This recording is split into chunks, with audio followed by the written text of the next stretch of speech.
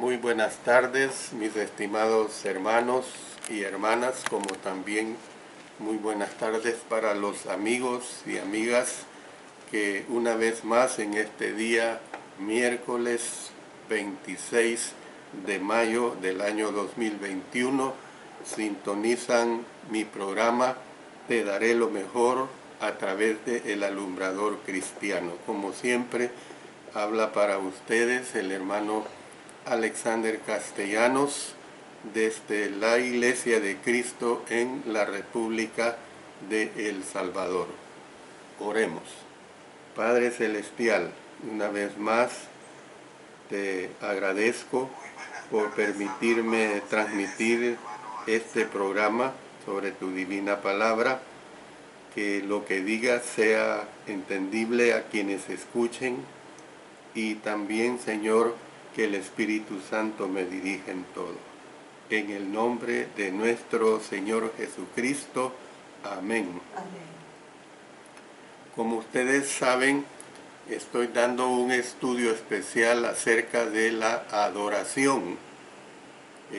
Ahora voy a presentar la lección número 6.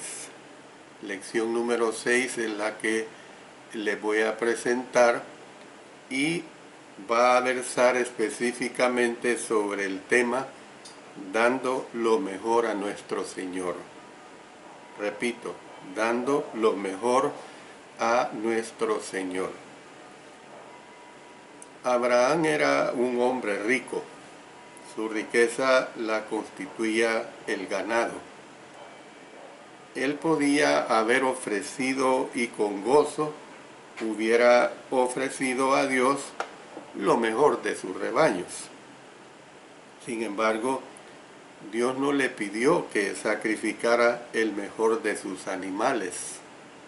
Pidió que le sacrificara lo que Abraham consideraba su tesoro más grande, el hijo por quien gustosamente hubiera dado su vida.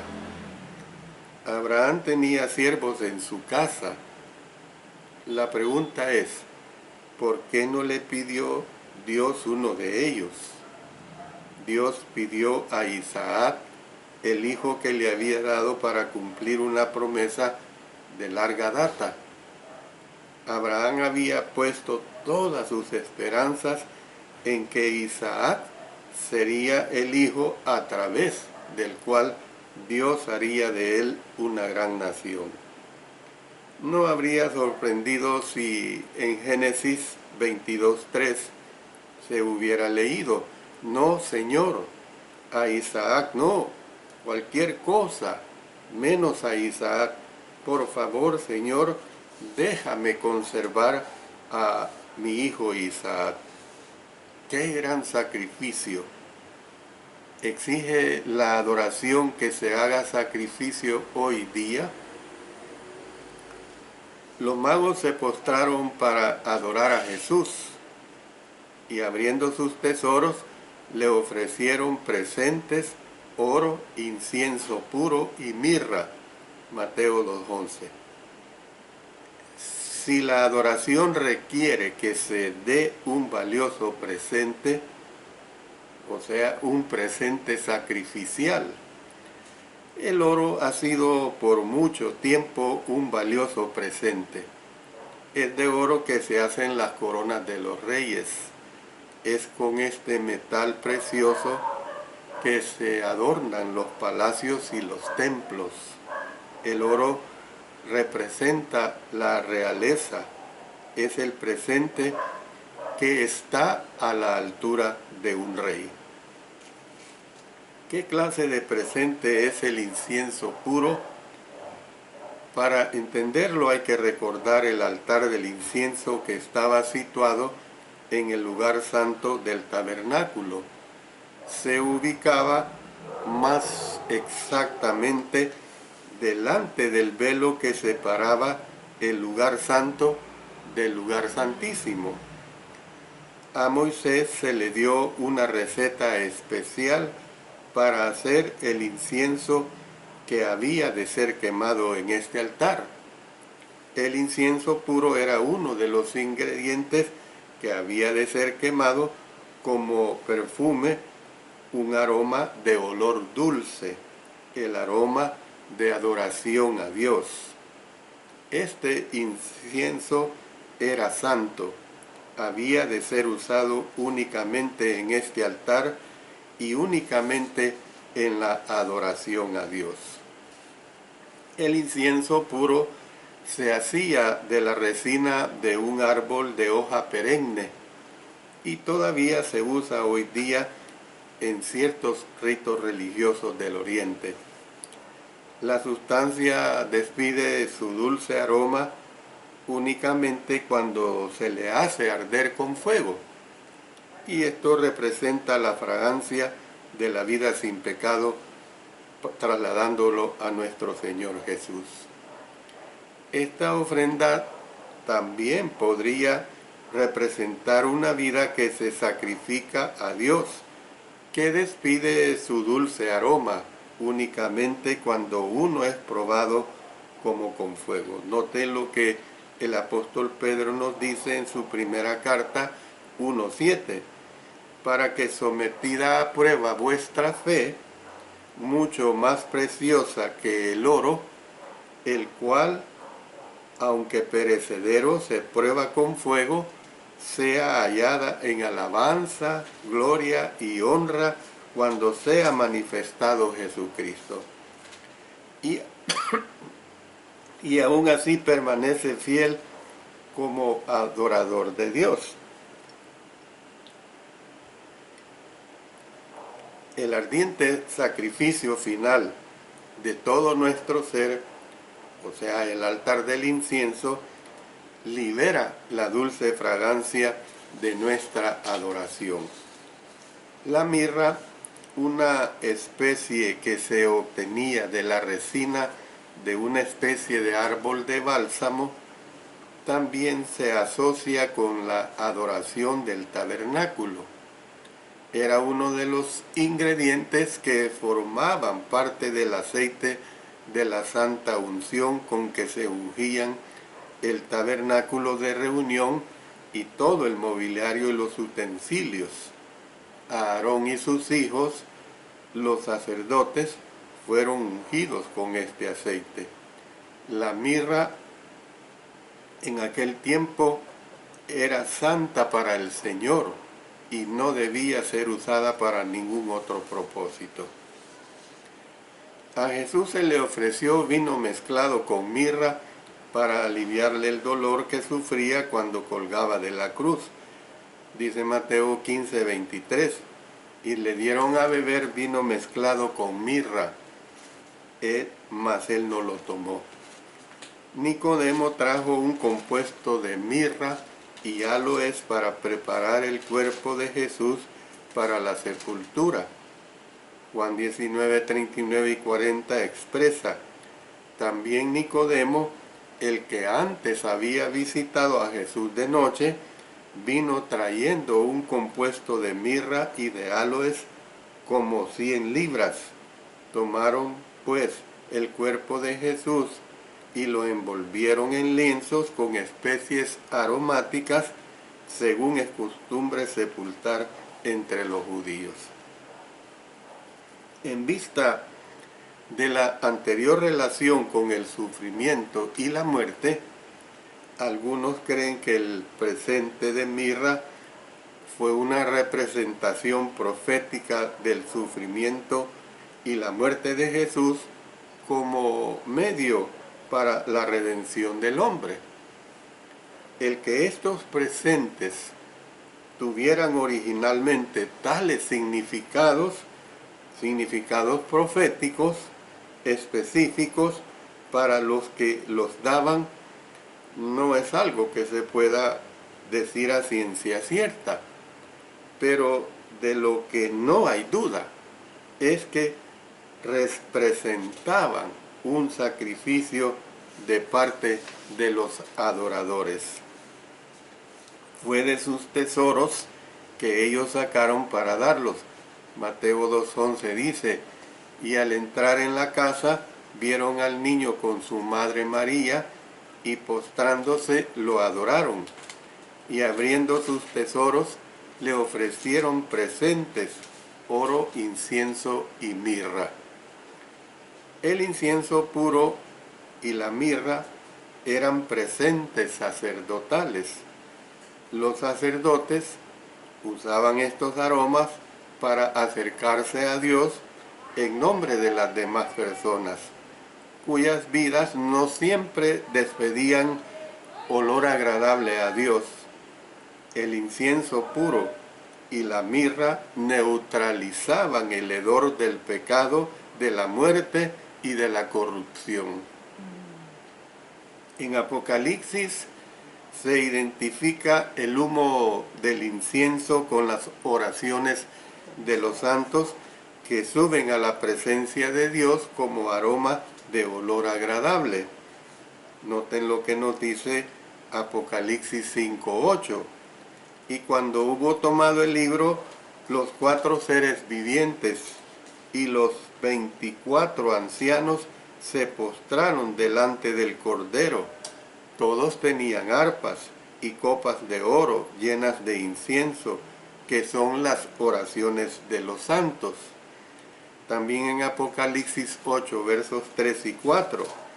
Otro ángel vino entonces y se paró ante el altar con un incensario de oro, y se le dio mucho incienso para añadirlo a las oraciones de todos los santos sobre el altar de oro que estaba delante del trono, y de la mano del ángel subió a la presencia de Dios el humo del incienso con las oraciones de los santos. David hizo la misma relación cuando dijo: suba mi oración delante de ti como el incienso, el don de mis manos como la ofrenda de la tarde. Salmo 141:2. Bueno, habiendo visto todo esto, como podría decir, como una parte introductoria, quiero que veamos lo que representa el dar, y es un presente costoso. Para que se le pueda considerar sacrificio, lo que se sacrifica debe ser algo que nos gustaría conservar, debe ser algo costoso. De otro modo, no sería sacrificio. 2 episodios de la vida de David ilustran la anterior verdad. El primero ocurrió una vez que los filisteos acampaban en el valle de Refaín, que se extiende desde Jerusalén hasta Belén. Los filisteos tenían una guarnición de tropas en Belén. David se hallaba en un lugar fuerte en la cueva de Adulán, y estando allí tuvo sed y anhelaba beber del agua clara, fresca, del pozo de Belén, que estaba junto a la puerta de esta ciudad.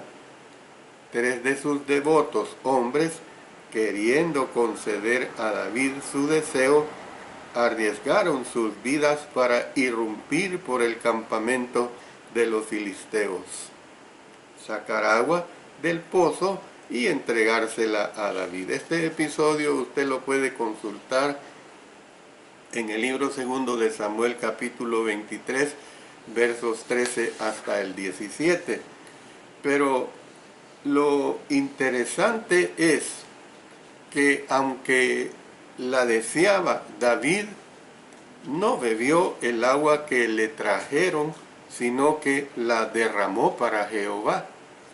No podía concebir la idea de beber algo por lo que sus hombres habían arriesgado sus vidas, porque realmente estos 3 hombres arriesgaron sus vidas, fueron muy valientes. El Señor, para David, era el único que merecía un presente así, que para ser dado tuvo que arriesgarse la vida de seres humanos. Por eso David dijo: lejos sea de mí, oh Jehová, que yo haga esto.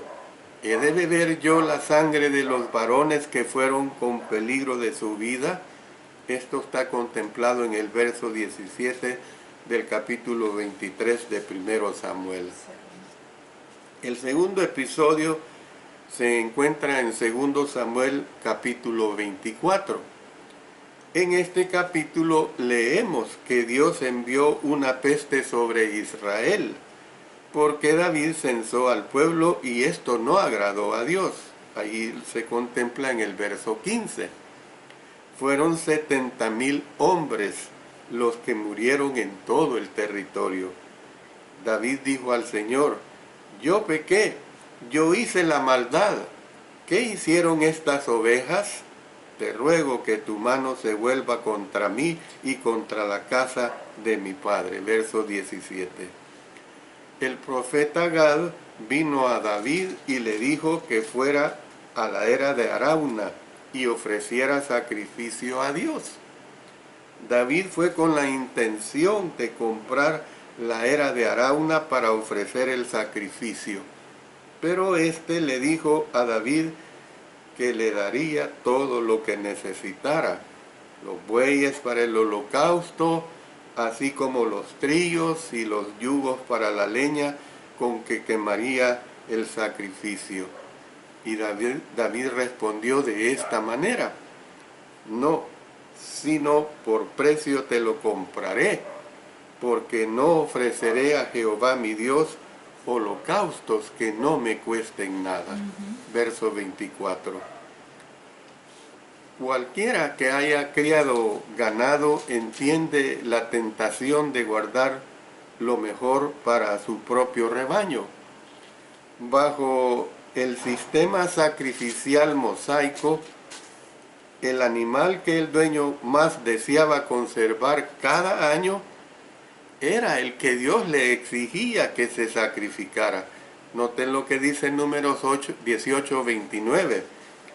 De todos vuestros dones ofreceréis toda ofrenda a Jehová. De todo lo mejor de ellos ofreceréis. Noten, de todo lo mejor de ellos ofreceréis la porción que ha de ser consagrada. El dar sacrificio supone dar un presente costoso. La adoración incluye dar presentes costosos a Dios. El darle a Dios lo mejor que tenemos nos lleva a confiar en Él y no en las posesiones que pudiéramos guardar para nosotros. Yo a través de esta pandemia lo he dicho 5, 6, 7 veces, cuantas veces sea, no interesa, pero lo he dicho, que nosotros hemos tenido que estar confinados por largo tiempo, reuniéndonos en nuestras casas a nivel familiar debido al contagio, pero he dicho muchas veces: hermanos, guarden sus ofrendas y siempre háganla llegar al tesoro de la iglesia. ¿Por qué? Porque la iglesia tiene planes trazados. La iglesia requiere de la ofrenda. La iglesia ha hecho planes. La pandemia no la esperábamos, pero el evangelio debe correr, debe continuar. Las obras de la iglesia deben continuar. Entonces, hermano, yo espero, hermana, que usted, si es prosperado o prosperada, guarde su ofrenda conforme ha prosperado y que la entregue al tesoro de la iglesia. Bueno, veamos ahora un presente que era ofrecido por los sacerdotes. Los sacrificios anteriores a la era cristiana eran ofrecidos por sacerdotes. Solo a estos se les permitía acercarse a Dios con sacrificio. En esto reside uno de los conceptos más significativos de la adoración cristiana. La muerte de Jesús en la cruz abrió el velo que separaba el lugar santo, o sea, la iglesia, del lugar santísimo, o sea, el trono de Dios. En el momento que Jesús murió, el velo del templo se rasgó en dos, de arriba abajo. Dice, mas Jesús, habiendo otra vez clamado a gran voz, entregó el Espíritu, y he aquí el velo del templo se rasgó en dos de arriba abajo, y la tierra tembló, y las rocas se partieron. Mateo 27, 50-51. Quitando pues la barrera que había entre los dos. Esto abrió el camino para que sus discípulos se acerquen a Dios del mismo modo que los sacerdotes lo hacían ante Jesús. Antes, es decir, Jesús, pues, nuestro sumo sacerdote, entró una vez para siempre en el lugar santísimo, habiendo obtenido eterna redención. Hebreos 9:12. Con un solo sacrificio por los pecados que Él ofreció, fue suficiente. Ahí lo plasma claramente Hebreos 10:12.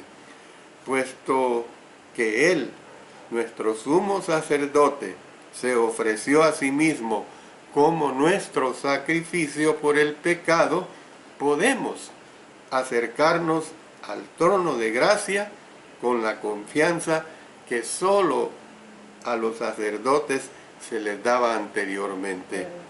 Dice, acerquémonos pues confiadamente al trono de la gracia para alcanzar misericordia y hallar gracia para el oportuno socorro. Hebreos 4:16.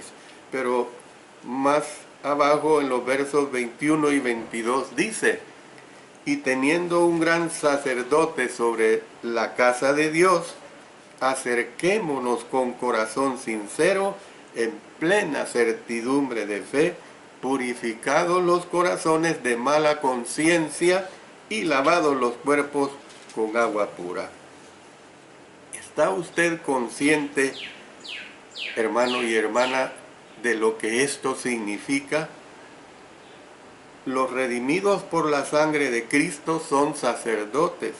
Ahora, podemos estar en el lugar donde solo a los sacerdotes se les permitía estar anteriormente.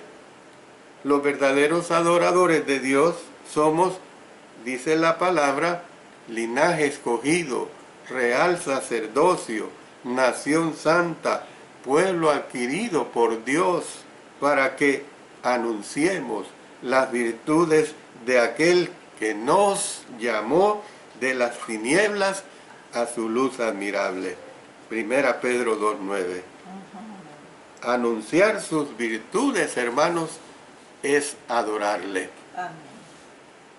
Uno de los principales puntos de la epístola a los hebreos es que en Cristo Dios cambió el sacerdocio.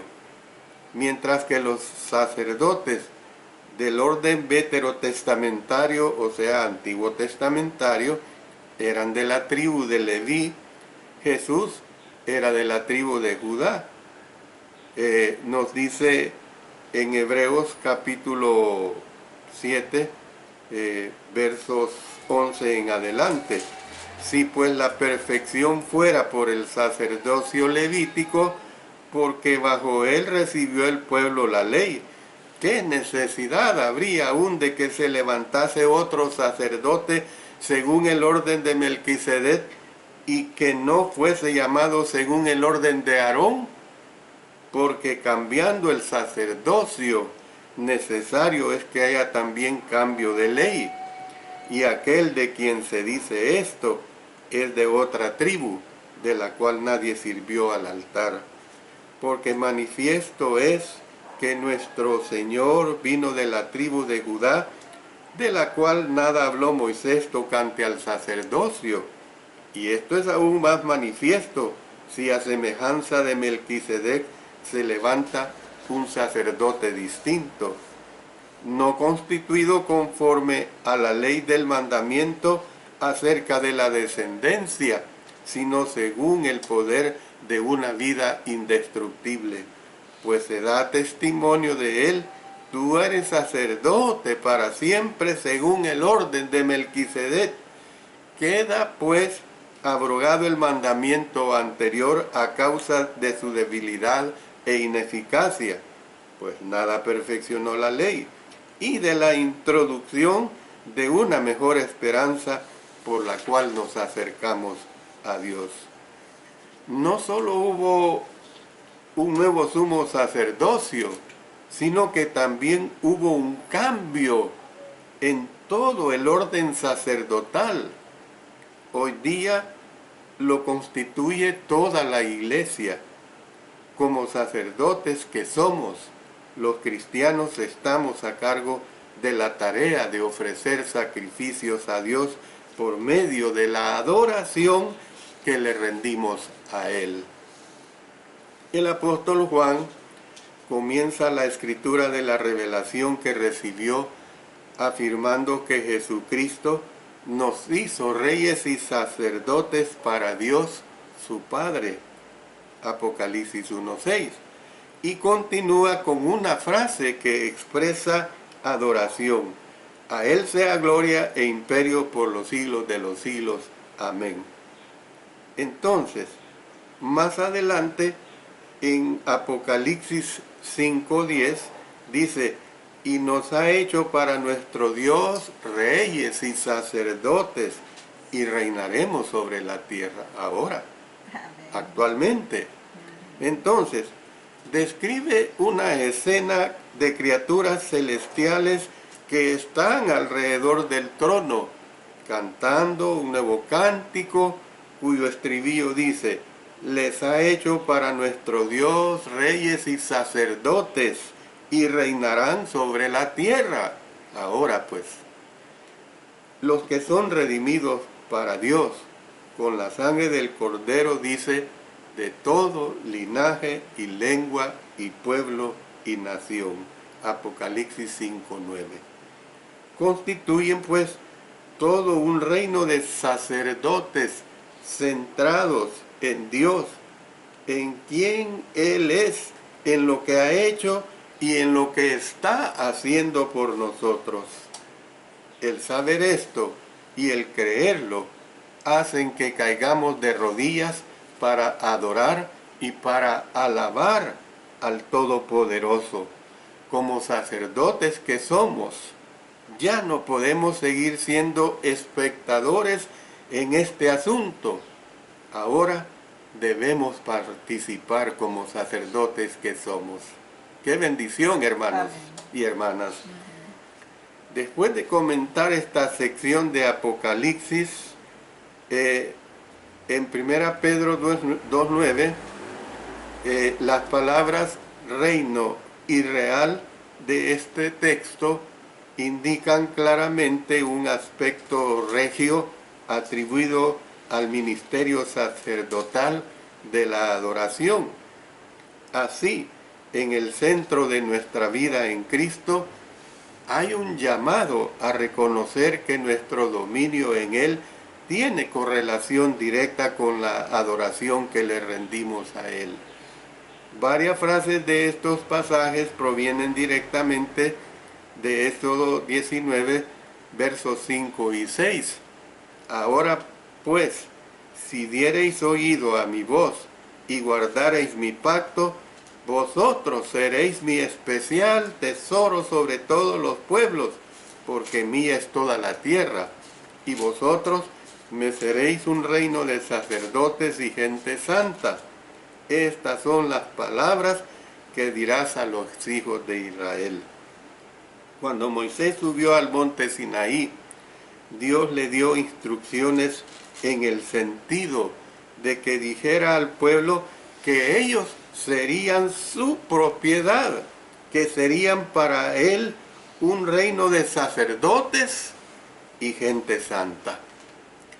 Lo que Dios originalmente deseaba para Israel está disponible ahora para la iglesia, a la cual componen los verdaderos adoradores de Dios de hoy en día, o sea, los que hemos obedecido el Evangelio de Cristo Jesús, los que nos hemos arrepentido, los que hemos confesado su nombre y hemos sido bautizados o sea, sumergidos en agua en Cristo Jesús, pues, y hemos sido añadidos a la iglesia de Cristo, la iglesia que Él compró con su propia sangre. Bueno, veamos un presente vivo. Cuando se les habla de sacrificar a Dios, la mayoría de los adoradores de hoy día piensan que se está hablando de la ofrenda. Por supuesto, no hay que restarle importancia a esta clase de sacrificio, ya lo he dicho. No hay que restarle mérito a lo que es la ofrenda que debemos de dar cada primer día del Señor. Si es que la ofrenda que se da constituye en efecto un sacrificio, porque eso es lo que debe ser, hermanos, nuestra ofrenda que damos al Señor económicamente hablando, un sacrificio. Hay un momento en el que debemos dar de nuestros recursos financieros como parte pues de la adoración sacrificial que rendimos. No obstante, es obvio que, como se desprende del estudio de las Escrituras, no son nuestras posesiones lo que Dios más desea que demos. Él no desea ni necesita nuestras posesiones materiales, hermanos, porque fíjese bien que aunque la Escritura nos enseña que la ofrenda es para los santos, la ofrenda no es ni para Dios, porque Él no necesita de nuestras posesiones materiales. En otras palabras, pues, desprenderse de las posesiones es lo más fácil que puede haber. Pedro y Andrés dejaron sus redes, dice, y siguieron a Jesús a la primera invitación. Miren lo que dice Mateo 4, 18 al 20. Andando Jesús junto al mar de Galilea, vio a dos hermanos, Simón llamado Pedro y Andrés su hermano, que echaban la red en el mar, porque eran pescadores, y les dijo, venid en pos de mí, y os haré pescadores de hombres. Ellos entonces, dejando al instante las redes, le siguieron. Pero no fue, mis amados hermanos y hermanas, no fue sino hasta mucho tiempo después que entendieron que en realidad eran sus mismas vidas lo que Jesús les estaba llamando a dar. En el centro de las razones por las que el hombre rechaza a Dios están el deseo de conservarse para sí mismo. Y esta fue la causa del primer pecado. Dios le dio a Adán que tuviera señorío sobre la tierra que él había creado, porque entonces dijo Dios, dice, hagamos al hombre a nuestra imagen, conforme a nuestra semejanza, y señoree en los peces del mar, en las aves de los cielos, en las bestias, en toda la tierra, y en todo animal que se arrastra sobre la tierra. Aquí se ve un señorío. El señorío del hombre sobre la tierra dependía del señorío de Dios en el corazón de él. Entonces, cuando Adán eligió renunciar al señorío de Dios en su vida, también renunció a su señorío sobre la tierra.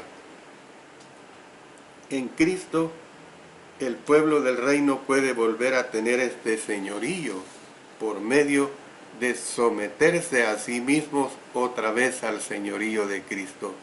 Bienaventurados los mansos, porque ellos recibirán la tierra por heredad, o sea, los que se someten al señorío del Maestro. Es probable que la mejor descripción de este sacrificio sea la que se encuentra en Romanos 12:1. Así que, hermanos, os ruego por las misericordias de Dios que presentéis vuestros cuerpos en sacrificio vivo, santo, agradable a Dios, que es vuestro culto racional. El capítulo 11 cierra con una expresión de alabanza por la profundidad de las riquezas de la sabiduría y de la ciencia de Dios. A Él sea la gloria por los siglos. Amén. El capítulo 12 abre con un así que, lo que significa que se continúa con la misma idea. Es decir, teniendo presente que la sabiduría y la ciencia de Dios son insondables, se nos insta, por las misericordias de Dios, a presentar nuestros cuerpos en sacrificio vivo, santo, agradable a Dios, que es vuestro o nuestro culto racional. Dios no desea un sacrificio muerto, que una vez ofrecido no pueda volver a ofrecerse. Ofrecí el sacrificio una vez y allí murió. No, es un sacrificio continuo. Nos desea a nosotros, desea nuestras vidas, desea todo un reino de adoradores sacerdotales, conforme al sacerdocio novotestamentario. El propósito del sacrificio de nosotros mismos no es estimular el ego de Dios, ni lo es darle el derecho de jactarse.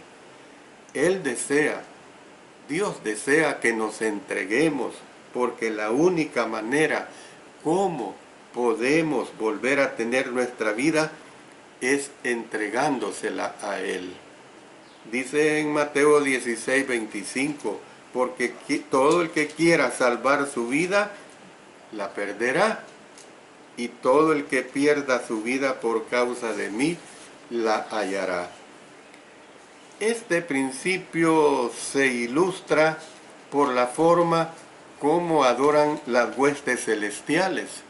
En Apocalipsis 4:10, los 24 ancianos se postran delante del que está sentado en el trono y adoran al que vive por los siglos de los siglos y echan coronas delante del trono diciendo: leemos pues que echaron sus coronas delante del trono de Dios, presentando todo símbolo de autoridad y dominio en sacrificio que estaba sentado en el trono. Sacrificaron pues sus propios puestos de autoridad y dominio. El apóstol Pablo ilustró esta verdad en algunas de las últimas palabras que escribió, sabiendo que él pronto partiría para estar con el Señor. Escribió a Timoteo: porque yo ya estoy para ser sacrificado y el tiempo de mi partida está cercano. 2 Timoteo 4:6.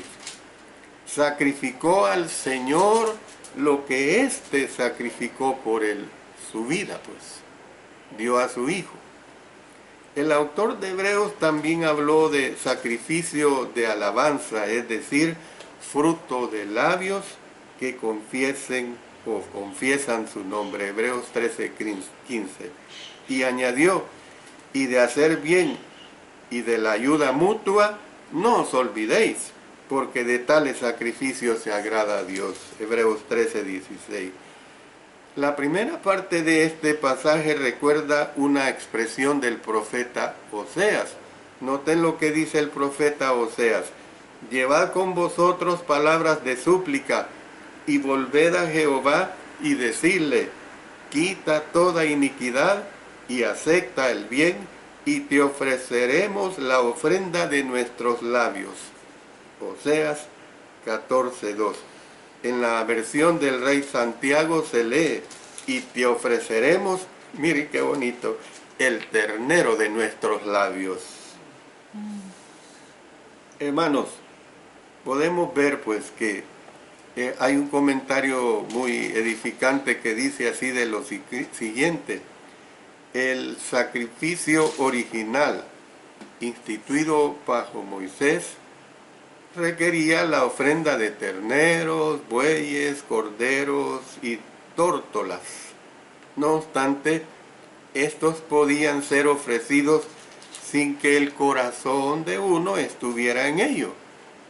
Dios le dijo al pueblo repetidas veces que Él buscaba un pueblo que pudiese estar en pie delante de Él diciendo: Dios, te ofrezco el sacrificio de la alabanza, incluso los terneros de mis labios. Te adoro, Señor. Muy hermoso. Los sacrificios agradables a Dios incluyen actos de bondad para con los demás y el compartir la alegría de nuestra relación sacerdotal con Dios.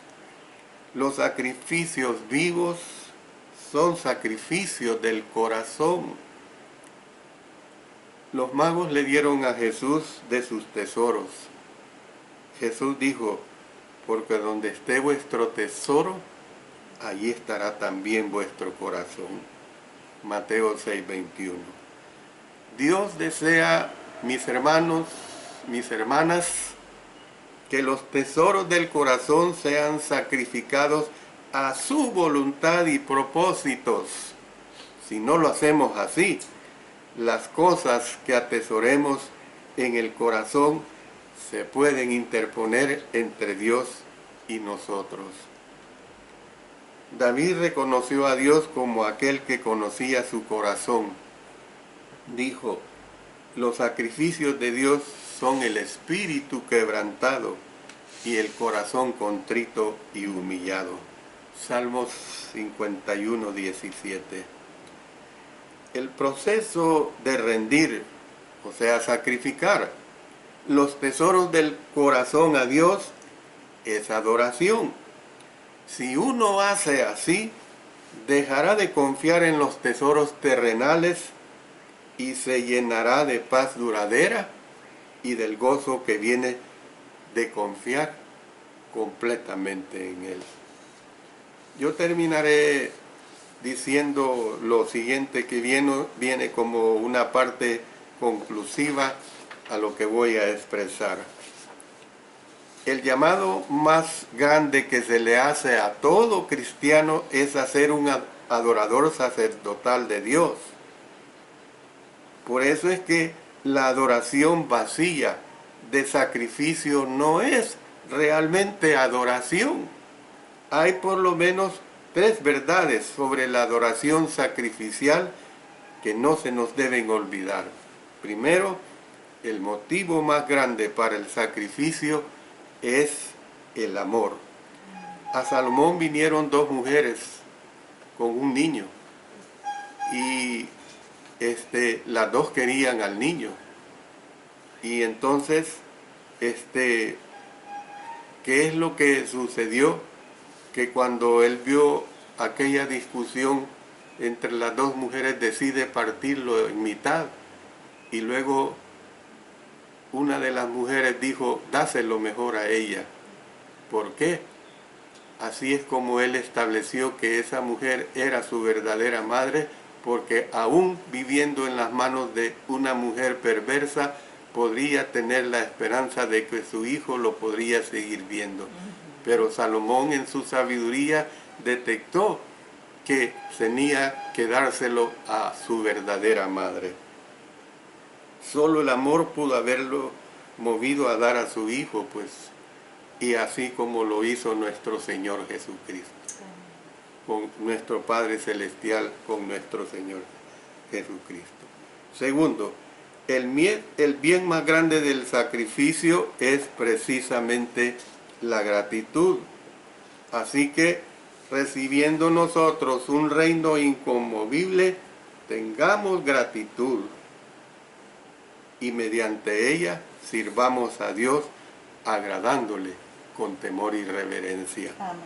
Y por último, el sacrificio más grande es presentar nuestros cuerpos en sacrificio vivo, santo, agradable a Dios. Cuando nosotros, al igual que Jesús, encomendamos nuestro espíritu en las manos del Padre, permitiendo que sea totalmente consumido por el fuego del Espíritu Santo, entonces, y solo entonces, estaremos preparados para entrar en su presencia. Amén. Dios bendiga su bendita palabra y Dios bendiga a cada uno de ustedes, mis hermanos, mis hermanas, y a mis amigos y amigas, para que se decidan a obedecer el camino del Señor. Amén.